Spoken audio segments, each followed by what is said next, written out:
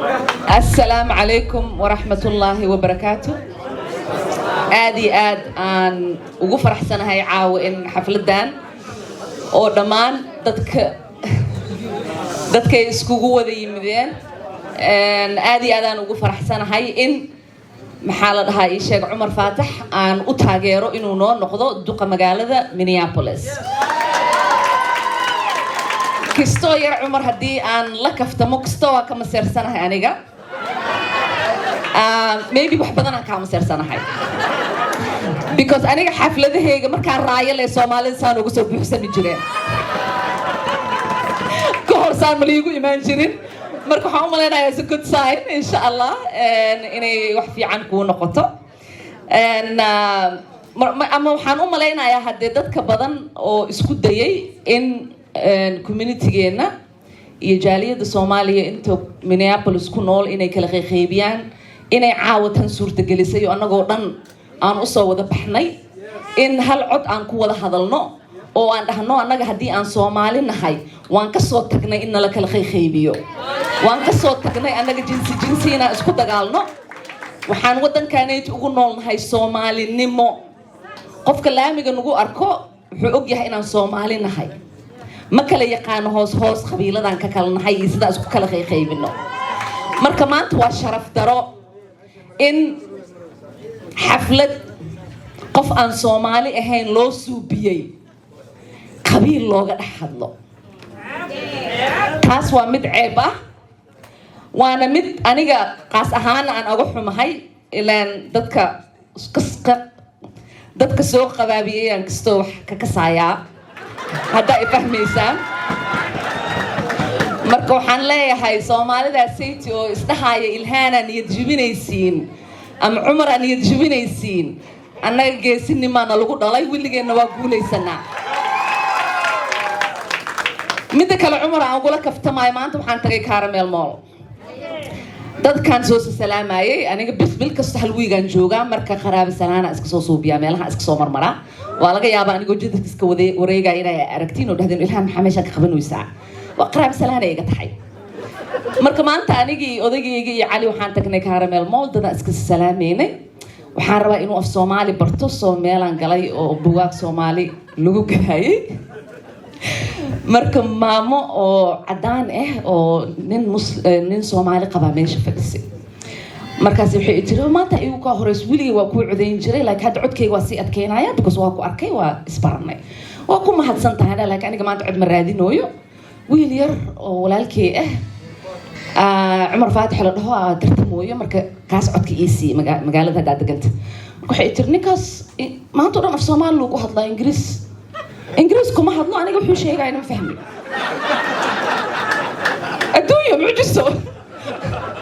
waxaan abxaa tiri muxuu ku hadlayaa tiri markaas waxay tiri maanta dhan aniga nin meeyro oo maanta dhan af Soomaali ku hadlaya ma dooran kari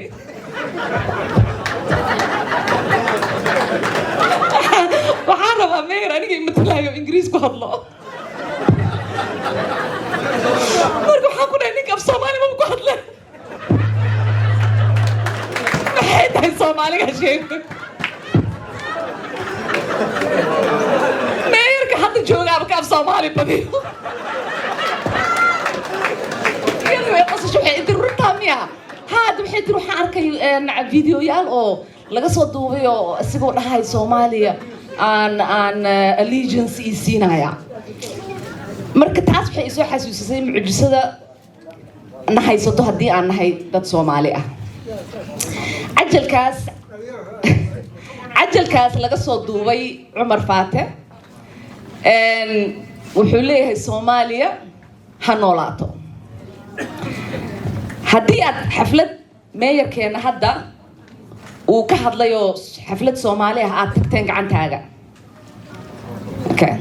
meeqa mar aragteen soo boodboodayo oo dhahay Soomaaliya ha noolaato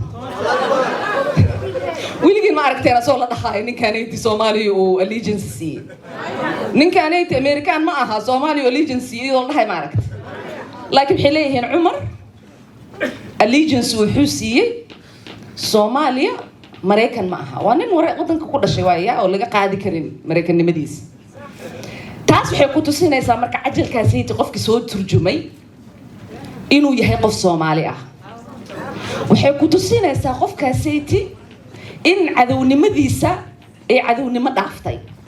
waxay ku tusinaysaa inuusan ka talinaynin kaliya inuusan Cumar noqdo mayorka magaaladan laakiin uu ka talinayo annagoo dhan in loo arko dad wadanka ay ku nool yihiin aanan jeclayn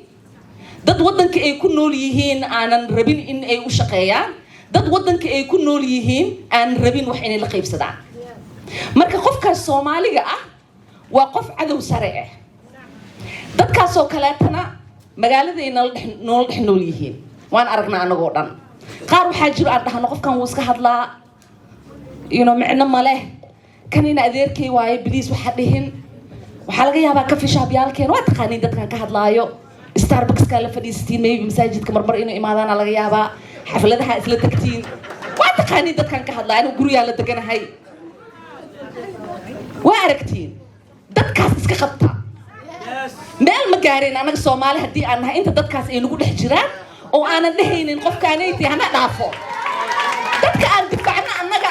kuwa annaga rabo maalin Ilaahay keeno in xabsina la geliyo maalin Ilaahay keeno been naga abuuro maalin Ilaahay keeno video yaal af Soomaali aanan dhihin soo sheego waxba aan soo sheegnay oo meel hadhoodi aan ka galaysid male ileen maanta oo dhan ma taagnaan kartid ma dhihi kartid aniga hadalkan kuma hadleen because shaqaan noo taala anaga waa shaqaynoynaa idinka idin difaacoynaa wadankaanaan difaacoynaa sharciyo aan suubinoynaa maanta oo dhan kuma soo taagnaan karno videogaanaytii aniga hadalkan ma dhihin maanta oo dhan meel nala taagnaan karno taas idinka idin taala inaadan soo dhawaysanin dadkaas maalin Ilaahay keeno ka shaqeynaayo sida Soomaalida wadanka ku nool ay wax ku noqoneen marka waxaan u soo laabanayaa Cumar Faatax Cumar ma aha qof maanta jaga raadsanayo oo la mid ah inteena Soomaali horay idin soo hor istaagtay oo idin weydiisatay taageer ما قشان عمر معها قفل مد انت هوراء او دورتين او عد idin weydiistay عمر waa qofka kaliya oo wadankaanaydu ku dhashay oo jaga raadinooyo عمر waa qofka kaliya jaga cusub u ordooyo jagada uu haayo dadka oo dhan Soomaali kaliya maahine dadka state-kan ku nool oo dhan ay og yihiin taariikhdiisa iyo wixii uu qabtay Cumar waa qofka kaliya uu ogolaaday ciyaalka wadankaanaydu ku nool ciyaalka Minnesota ku nool in jaamacad free ay u aadaan sidii aynan deyn u qaadan Cumar waa qofka kaliya markii dadka Uber ama Lyft drive gareeyaan uu governorka iyo mayorka iyo qof kasta uu yiri wax aan ku qaban karo male orsaco yiri aniga habeen iyo maalin waa idin soo taagnaanaya aniga 1 AM aan ugu tagay asoo soo taagan wili oo dhaxay ma dhaqaaqayna ilaa biilkan uu paas gareyso maanta intaas asiga leeyahay ninkaanaytii ma aha nin compromise gareyn karo muxuusan wahayn in compromise gareyn karo because wuxuu og yahay dadka uu matalo wuxuuna og yahay inay ku khasban yahay ballanta dadka uu ka qaado inuu futuliyo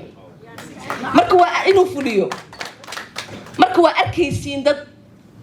wax iska soo sheegaayo ninkaanaytii baalasiyaalkiisa iyo wixiisa waa qofka kaliya aan ku tashan karno in uu mayor noo noqdo magaaladaanayt ani asiga maanta oo dhan waa isla soconay dabeel badanaa jirtay qaboobay ahayd banaankaan taagneen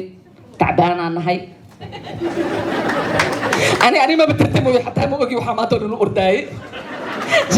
جعل كليه أنت أصدق كنتي برينا ساسو كلاته وأسلو عدينا هنا بريس بحدي أنا أسيقة ويلكي كان سوق حين دونا قبل إذا أوريدي أبسنتية كعديسي إذا كان ساسا إذا كرمنا واختيار أنو هراي هدا مقالة دقن تهي عدي qofka building kula degan qofka guriga ku degan xasuusi maanta karameel dad ay dhahay qamiista aan codeynayna marka dadku waa run hadee noloshooda ee biis ku yihiin way ilaawayaan qamiis ma la codeynooyo talaadada ku eg tahay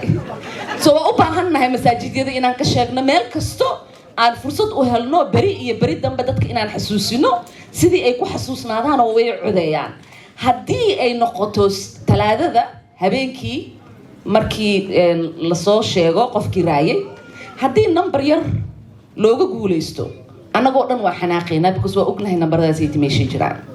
marka waxaan u baahanahay haddii uu guuleysto iyo haddiisan uu guuleysaninbo habeenka talaadada in aan ku seexano annagoo og wax kasto aan qaban karnay aan qabanay in walaalkeen Cumar Faatax uu noo noqdo meeya Cumar Faatax Cumar Faatax Cumar Faatax Cumar Faatax ha guuleysto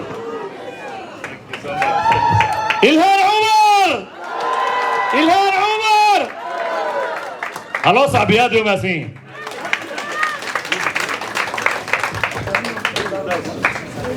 وهي هي